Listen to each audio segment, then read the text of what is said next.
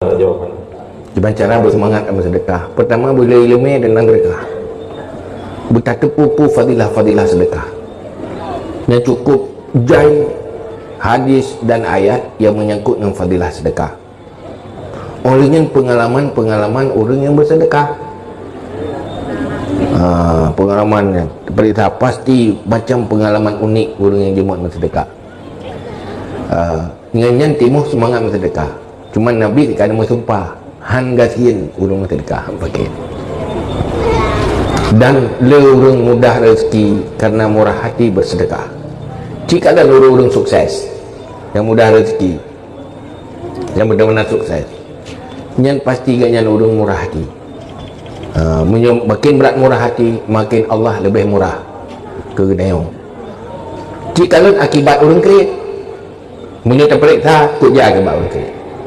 Nah, yang kredit kadang-kadang gaknya mewaji hang kerja, ia pedubik harta. Yang kadang hartanya jangankan truk bak cucuk walaupun luar biasa harta. Truk bak anu udik menteng paneng yang han mungkin ada dalam jumlah harta yang ketubah urang si. Allah punya cara tersendiri nak cabut atau yang dah mengkreditnya buat dia. Tengok rencana orangnya tak nak kubah mangat tenang sampai truk ke anak cucuk. Anak menteng udik menteng paneng. Karena han tatib infak berjalan Allah. Maka dalam halnya untuk pegadah kredit yang kehilai bila tertupu tentang fadilah. Yang kedua, untuk pegadah kredit lah benar orang yang you tanya sampai sedekah sampai gadah you sampai habis. Karena waktu biasa haji hanaga handi.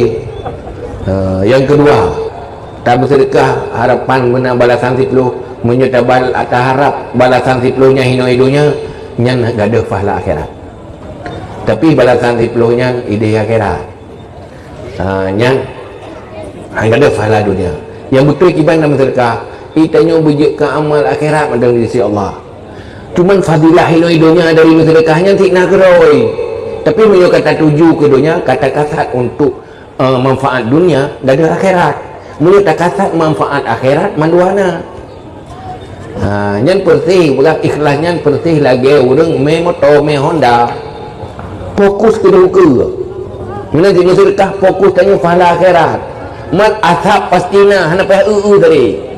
Hana payah jenguk-jenguk na asap, na baik hana payah jenguk sitna tanya. Tapi munyo kata jenguk hantuk gede, musawak ujung bager.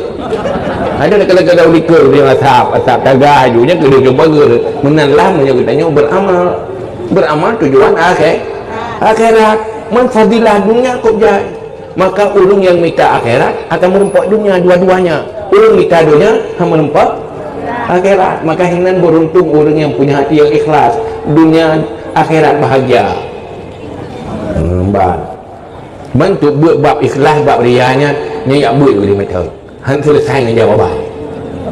Karena tengoknya payah buat bab ria dan cara ubat ria. Lian tabut bab ikhlas dan cara menumbuhkan hati yang ikhlas yang khusus buat. Iban cara tengok bertimu